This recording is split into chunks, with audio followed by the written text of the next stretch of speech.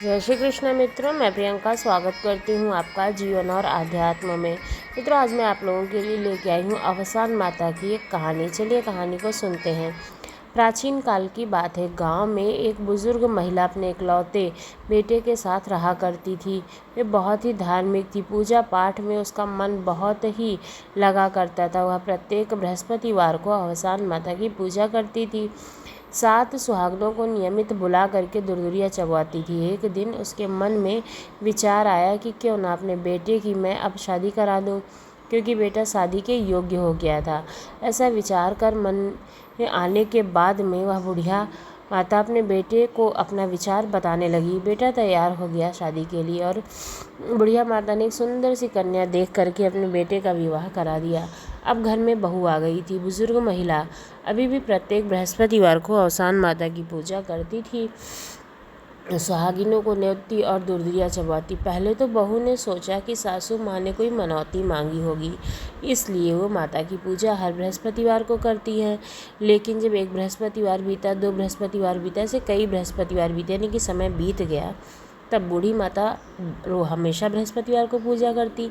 तो बहू सोचती हो सकता है कि कोई ऐसी मान्यता हो जो शायद साल भर के लिए मानी हो, 6 महीने के लिए मानी हो, इसलिए जो है अभी माता पूजा कर रही है माता की, शायद कुछ ऐसा रहा हो। लेकिन जब बहुत साल बीत गया, मतलब साल भर बीत गया, तब बहू को बहुत बुरा लगने लगा कि कितना सारा उसका पति धन कमाता है और जो बुढ़िया है, यानी कि उसकी सास है, वो सारा माता के पूजा में खर्चा कर देती है, इधर उधर के कामों में, फालतू में पूजा पाठ में खर्चा करती रहती है और रोज़ 7 सुहागनों को बुलाती है, खिलाती पिलाती है। इससे हमारा सारा धन खर्च होता रहता है। अब सासू माँ से बात करनी ही पड़ेगी। एक दिन मौका देख करके बहू ने सासू माँ से कहा, सासू माँ, आप जो हमेशा यह पूजा करती हैं प्रत्येक बृहस्पतिवार को, यह किस लिए करती हैं? तब सासू माँ ने कहा, हे बहू, यह पूजा मैं शुरू करती आ रही हूँ और शुरू से हमेशा से करती रही हूँ और अवसान माता की कृपा से हमारा सब कुछ ठीक से चल रहा है। हमारे पास कहीं भी किसी चीज़ की कमी नहीं है। पूजा करने में हर्जी क्या है? बहू बोली, नहीं सासू माँ, आप अब ये पूजा नहीं कर सकती हैं। पूजा का फल हमें नहीं मिलता। हमारे पति इतना परिश्रम करते हैं, सुबह से लेकर के शाम तक पसीना बहाते हैं, मेहनत करते हैं, तब जाके कहीं 4 पैसे मिलते हैं और आप सारा धन पूजा पाठ में इधर उधर करके नष्ट कर देती हैं। तब सासू माँ ने कहा, बहू ऐसा नहीं है, परिश्रम तो सभी करते हैं, लेकिन परिश्रम करने के बाद भी सफलता हाथ नहीं आती है। तब प्रभु की कृपा होती है, माता की कृपा होती है, तभी हमारे पास ऊपर वाला जो है हमारी जो कठिन परिश्रम हम करते हैं उसका फल हमें मिलता है। तब बहू ने कहा, सासू माँ, मैं ऐसे अंधविश्वास को नहीं मानती हूँ। अगर हमारे पति मेहनत नहीं करेंगे तब क्या धन ऊपर वाले से बरसेगा? नहीं बरसेगा। तो आप कृपया करके ये बृहस्पतिवार की पूजा करना छोड़ दें। तो कभी मनौती की हो तो उसका कर सकती हैं, लेकिन हर बृहस्पतिवार को सुहागनों को बुलाना, उनको खिलाना पिलाना, ऐसा धन खर्चा करना मुझे पसंद नहीं है। ये तो आपको बंद करना ही होगा। इससे थोड़ा धन इकट्ठा होगा हमारे पास, तो किसी काम आएगा। लेकिन बुढ़िया माता ने फिर वही समझाया, यह सब माँ की कृपा से ही होता है। हम उनसे मांगते हैं तो वो हमें देती हैं और हमारी परिश्रम का फल हमें तभी मिलता है जब उनकी इच्छा होती है, तभी हमारी सारी इच्छाएं पूरी होती हैं। माँ ने हमें सब कुछ दिया है, तो उसमें से थोड़ा सा अंश अगर हम दान पुण्य कर देते हैं, खिला पिला देते हैं किसी को, तो उसमें क्या खर्च हो जाता है। लेकिन बहू गुस्सा करने लगी और बोली कि अब से ऐसा नहीं है, यह अंधविश्वास है। माता वाता कुछ नहीं होती हैं, सब परिश्रम से आता है। जब हम परिश्रम करेंगे तभी हमें धन प्राप्त होगा, इससे क्या परेशानी है? दोनों सास बहू इसी प्रकार की बहस कर रही थी, तभी उनका बेटा आ गया। बेटा बोला, क्या बात है माँ, क्यों बहस कर रही हो? माँ के बोलने से पहले ही बहू बोलती है कि आप इतना मेहनत करके सुबह शाम में पैसा कमाते हैं और फिर जो है ये हमेशा बृहस्पतिवार को दुदुरिया करती हैं, अवसान माता की पूजा करती हैं, उसमें ढेर सारा निरर्थक ही धन खर्चा कर देती हैं।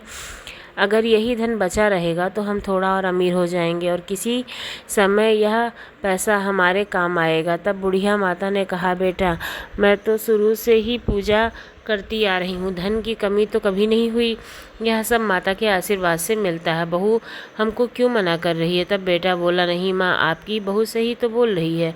क्यों आप इतना धन निरर्थक खर्चा करती हैं? रोज़ थोड़ा ना दुरदुरिया चबाना अच्छा है?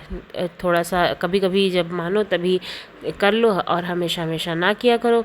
रोज़ का किस्सा छोड़ो, अब आप बुज़ुर्ग भी हो गई हो, आप परेशान भी होती हो और नतीजा कुछ भी नहीं निकलता है। तो फिर बुढ़िया क्या बोले जब उसके बेटे ने भी मना कर दिया तब। लेकिन वो बार बार यही समझा रही थी कि ये सब अवसान माता की ही कृपा से मिलता है। लेकिन बेटा गुस्सा हो गया और बहू का जो फैसला था उसे मानने के लिए अब बुढ़िया को मजबूर होना पड़ा, क्योंकि उन लोगों को ये लग रहा था कि निरर्थक ही पैसा खर्चा हो रहा है पूजा के लिए। इस पर जो है बहू गुस्सा होने लगी और दोनों बेटे बहू ने घर से बाहर निकालने का फैसला कर दिया बुढ़िया को। अब इनको घर से बाहर निकाल दिया जाए, क्योंकि ये रहेंगी तो सारा धन खर्चा ही करती रहेंगी और बात नहीं मानेंगी। इस पर बहू की बात सुनकर बुजुर्ग महिला ने कहा कि बेटा, अगर तुम मुझे बाहर निकाल दोगी तो तुम्हारे अलावा मुझे कौन है, मैं कहाँ जाऊँगी, मुझे घर से बाहर मत निकालो। लेकिन बहू बेटे ने कहा कि ठीक है, अगर आप पूजा करना नहीं छोड़ोगी तो आपको घर से जाना होगा। बुजुर्ग महिला ने कहा, हे बेटा, यह घर तो मेरा ही है। लेकिन यह बेटे बुजुर्ग महिला को निकाल दिया घर से बाहर। बुजुर्ग महिला भटकते भटकते एक जंगल में पहुंचती है, वहां सूखी लकड़ियां को बनाती है और गांव में ले आकर के बेचती है। इन लकड़ियों को बेचने से जो पैसा मिलता है उसी से वो अपना खाना पाना करती है और थोड़े पैसे बचा करके बृहस्पतिवार को दुरुरिया भी करती है। वह अपना पूजा पाठ करना नहीं छोड़ती है। ऐसा करते करते जंगल में उसके कुछ दिन बीत गया। अवसान माता की कृपा तो उन पर थी ही और कृपा हुई और उसके पास धीरे धीरे धन इकट्ठा होने लगा। लकड़ियाँ जो है वो ज़्यादा बिकने लगी, ज़्यादा मिलने लगी, ज़्यादा दामों पे बिकती थी, क्योंकि जिस पर माता की कृपा हो उस पर तो कृपा होनी ही है। अब बुढ़िया महल जैसे घर में रहने लगी, उसने महल जैसा घर बना लिया। बुजुर्ग महिला के घर में जाते ही उसके बेटे बहू की हालत बहुत बुरी हो गई। उसकी नौकरी छूट गई, अन्न भी बड़ी ही मुश्किल से मिलने लगा। कई कई दिन लोगों को भूखा सोना पड़ता था। तब ये दोनों आपस में सोचने लगी, शायद माँ ठीक ही कह रही थी, हमने उन्हें घर से फालतू ही निकाल दिया। जैसे ही उनको निकाला उसके बाद से एकदम से गरीबी आ गई और पूजा में जो धन खर्चा करती थी उसके बावजूद हमारे पास कितना ढेर सारा धन था, अब खाने पीने को भी हम तरसते हैं। लेकिन अब पछताने से कुछ नहीं होता है। उन लोगों को कुछ भी नहीं पता था कि कहाँ है। अब नौकरी तो छूट ही गई थी, इधर उधर जो भी छोटा मोटा काम मिलता था वही वो कर लेते थे।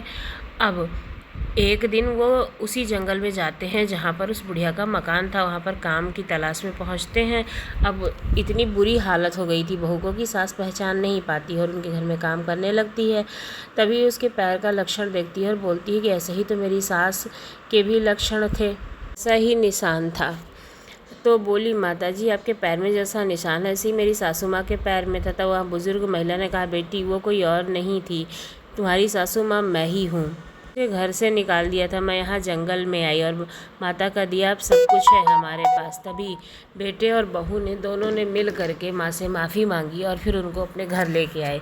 फिर वो सास बहू मिल करके हर बृहस्पतिवार को सारे गांव को न्योत करके दुरदुरिया कराने लगे और माता की कृपा से उनके पास अपार धन संपत्ति आ गई और फिर से बेटे की नौकरी लग गई। तो माता ने जैसे ही उस सास बहू की जोड़ी को दिया है वैसे ही सबको दे, सब पर कृपा बरसाए। बोलो अवसान मैया की जय।